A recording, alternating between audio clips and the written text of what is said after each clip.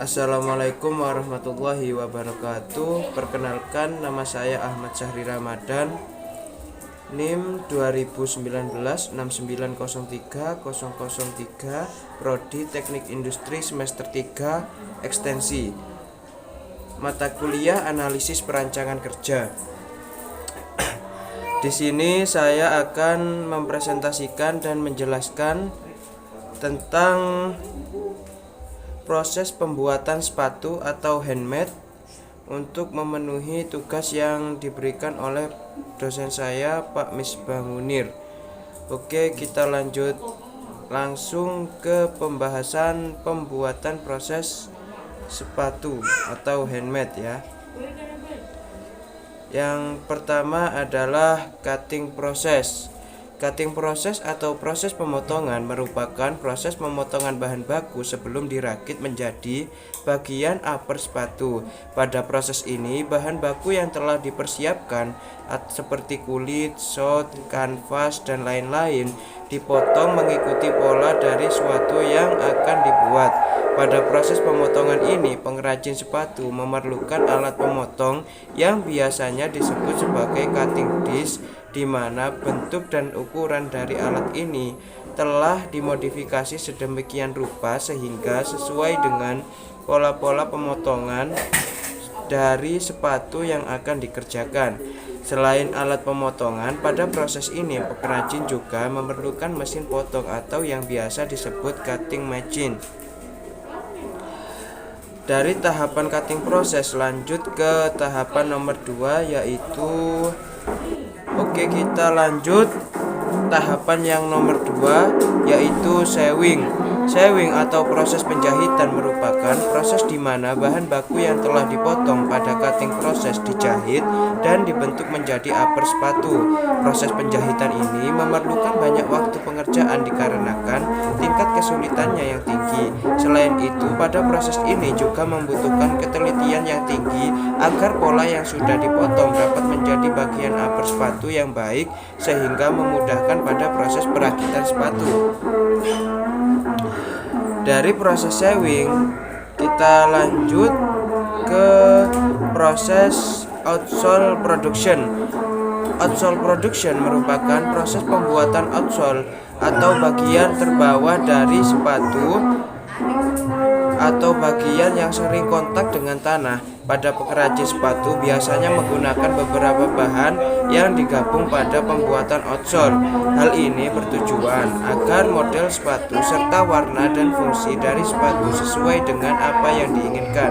Bahan-bahan yang digunakan biasanya adalah plastik, karet, spong. Jenis bahan yang digunakan pun sangat beragam. Misal, bahan plastik memiliki jenis TPR, jenis TPU, dan lain sebagainya. Yang proses nomor 4 adalah insole production. Insole production adalah merupakan proses insole atau bagian dalam sepatu yang ada di bawah kaki. Proses pembuatan insole ini memerlukan kejelian dalam pemilihan bahan baku karena bagian insole ini yang mempunyai peranan penting sebagai penentu kenyamanan sepatu ketika digunakan. Kita lanjut proses yang nomor 5. Yang nomor 5 adalah stock fitting. Stock fitting merupakan proses penggabungan bagian bottom sepatu atau penggabungan antara bagian midsole sepatu dan bagian outsole sepatu sehingga menjadi bottom sepatu. Namun, proses ini tidak sepenuhnya terjadi pada semua jenis outsole karena ada sebagian jenis outsole yang bisa langsung dirakit tanpa harus melewati proses stock fitting ini. Midsole yang harus melalui proses stock fitting ini adalah midsole yang memiliki bahan dasar pilon. Midsole berbahaya pilon ini akan dilem atau digabungkan dengan outsole yang memiliki bahan dasar karet atau rubber sole. Maaf kalau ada kebisingan karena sekarang waktunya sholat isya dan saya berada di perkampungan padat penduduk. Kita lanjut ya. Kita lanjut yang nomor 6, yaitu assembling. Assembling atau assembly merupakan proses di mana bagian-bagian sepatu dirakit menjadi satu. Pada proses ini, bagian upper sepatu dan bagian bottom sepatu akan disatukan sehingga membentuk sepatu. Bagian upper sepatu merupakan hasil dari proses stitching, sedangkan bagian bottom sepatu merupakan hasil dari proses stock fit yang kemudian dirakit pada proses assembling ini agar menjadi bentuk sepasang sepatu. Proses yang nomor 7 setelah assembling adalah lace. Lace sepatu yang sudah masuk pada proses assembling atau perakitan bagian upper dan bagian bottom merupakan sepatu yang sudah sepasang dan memiliki size dan ukuran yang telah ditentukan.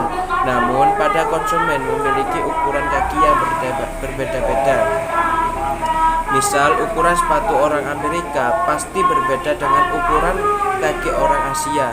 Oleh karenanya, pada proses ini, para pengrajin sepatu menggunakan lace. Lace ini berfungsi membuat bentuk sepatu supaya mengikuti kontur kaki. Dimensi lace pada setiap merek sepatu berbeda-beda, walaupun size yang sudah ditentukan sebelumnya sama. Yang selanjutnya adalah penyatuan upper dan midsole. Penyatuan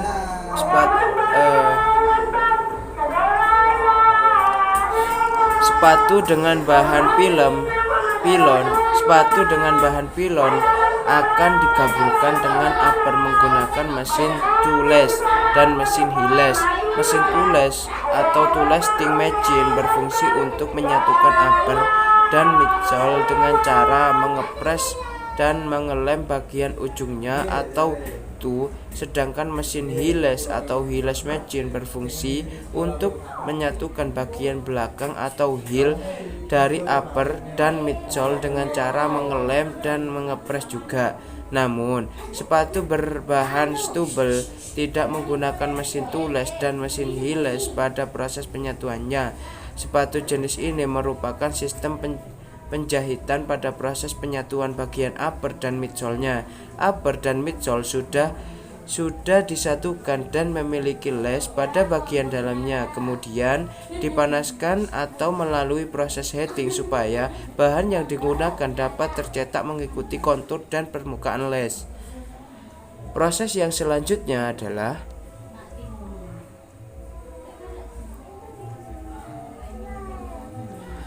trim upper dan bottom.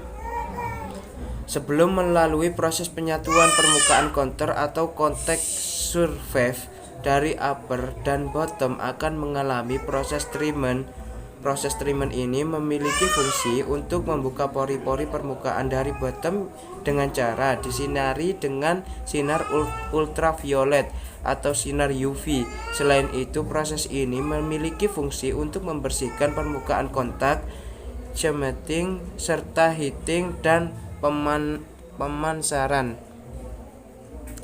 Dari proses ini dilanjut yang nomor 10 adalah proses press.